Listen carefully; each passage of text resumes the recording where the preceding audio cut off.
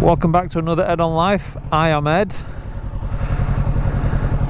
and I am talking to you about the things that I love and hate about my Ninja 650. Obviously the first part of the video I'm going to talk to you about what I love, and then I'm going to scrape the barrel and find things that I don't like about it. There are a few things, but there's not a lot. But anyway, let's cut to the vid.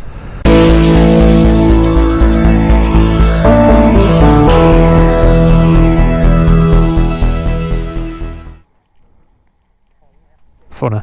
Anyway, so I'm going to talk to you about the motorbike, what I like about it, what I don't like about it, and while she's stationary you can just admire the beauty of it. She is a very nice looking bike. She is sharp, sleek, she's got everything you want in the right places. Am I right? Just trying to get this sorted. Another thing that's great about this bad boy of a bike, this naughty girl, is the gas mileage. Gas mileage, that's what you want to call it. You get about 150 is the safe zone. You can push it a bit more than that, but then you are risking running a flat tire. You are risking running out of fuel depending on how far you've come. She is absolutely filthy, giggity, and it's only about 15-17 quid fill up, and it gets you about 150 miles, which is fucking bang on the money if you ask me. Another thing that I should point out while she's stationary, the servicing. Obviously you can take it to the shop, but when you're doing it yourself, you got all your chain shit here, fucking easy. Your oil filter, I don't know if you can see it, it's just down there underneath that. All you got to do is take off this little bit of fur in here, undo a bolt there, drains it out, and that's majority of the service done. Easy as that. Very, very easy to service yourself, which I would recommend doing if you don't plan on getting rid of her. Obviously if you do plan on getting rid of her, I'd keep up to date with the service history, just because it looks better, I guess. I don't fucking know. So I've talked about the mileage, I've talked about how sexy she looks. Sexy, that came out completely wrong. She's a sick looking bike, she's a very good looking bike.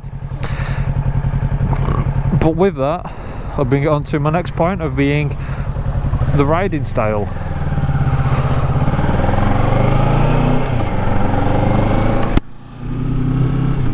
Now it's an upright bike, meaning I sit up straight, nice and tall, and I can see all the traffic a lot of the time, so I can judge what kind of, you know, I can judge the hazards if there is any. I can judge all sorts of shit before, you know, it actually comes down the line to me, so I have enough time to react. But also when you're out on the motorways and you are getting a bit battered by the wind, you can just, you know, tuck in a little bit, and it's very comfy for that as well. So yeah, Motorways, she's fast, she's capable. I'm not gonna, you know, say how fast I've got her to, but 160 miles an hour is pretty fast. Giggity. And an 0 to 60 is something like 4 seconds, so it's pretty fucking good.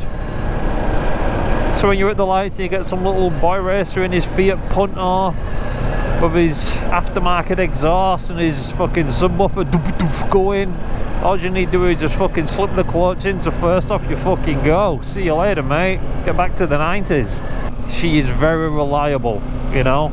I've not had any issues with her whatsoever, and if I did, it'll be in the next video, so I'm not going to talk about that even if there was some issues.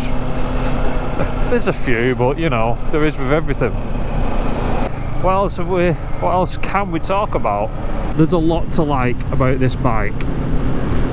She's great for commuting, and she's great for the weekend. She's great for everything. You can fit her with panniers and take her for touring. She's good in all sorts of environments.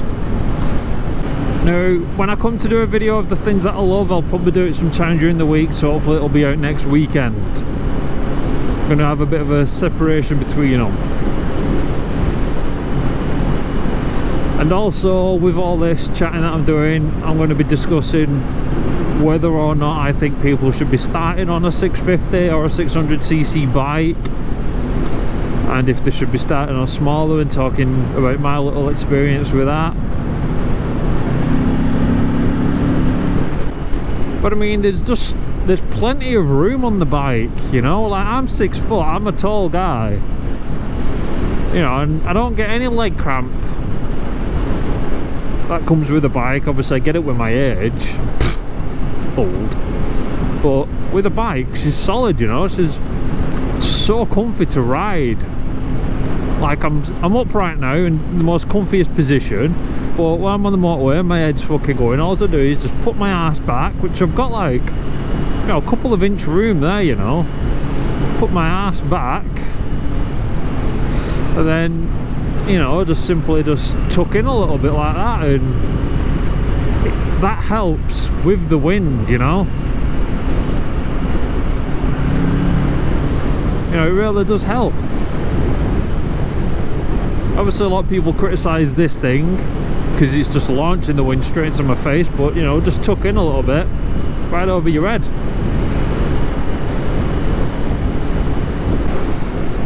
So if you've made it this far in the video, then why not help me out, hit that subscribe button.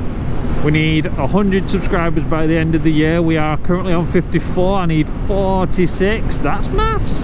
We need 46 more subscribers, so help me out. So let's crank the visor and we'll say our goodbyes for Abbey Village. Alright guys, catch you on the next one. He's not going to stop, is he? Oh, he is.